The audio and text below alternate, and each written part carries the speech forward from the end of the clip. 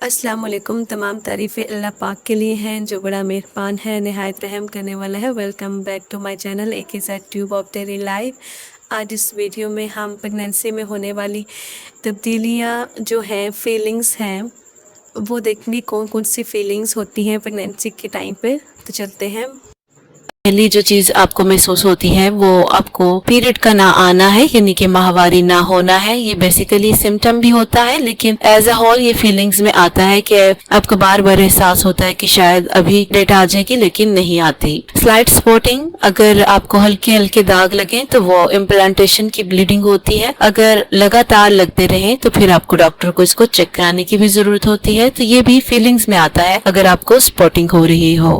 उसके बाद mood swings बहुत कॉमन होते हैं, क्योंकि जिस्म में बहुत ज्यादा हार्मोनल चेंजेस आ रहे होते हैं, जिसकी वजह से मूड का अप एंड डाउन होना बहुत एसेंशियल है और ये कॉमन भी होता है। तो इससे घबराना नहीं चाहिए, बल्कि इसको बेयर करना चाहिए।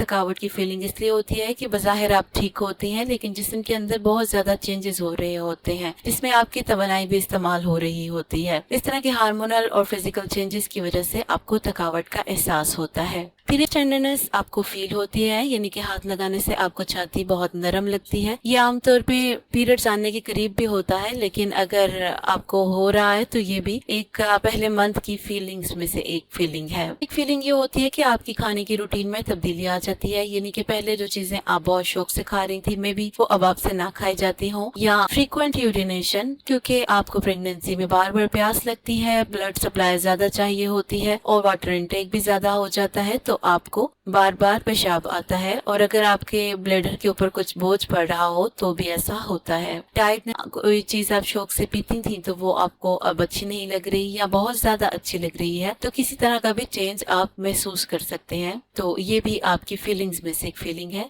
हार्ट बर्न इसलिए होता है कि आपका डाइजेस्टिव सिस्टम भी चेंज होता है मेटाबॉलिज्म स्लो होने की वजह से, और मटेरियल आपकी जो स्टमक का होता है वो एसिडिक हो जाता है, इसलिए आपको सीने में जलन महसूस होती है। और ये एक वाज़ेह सिम्टम भी होता है प्रेगनेंसी का।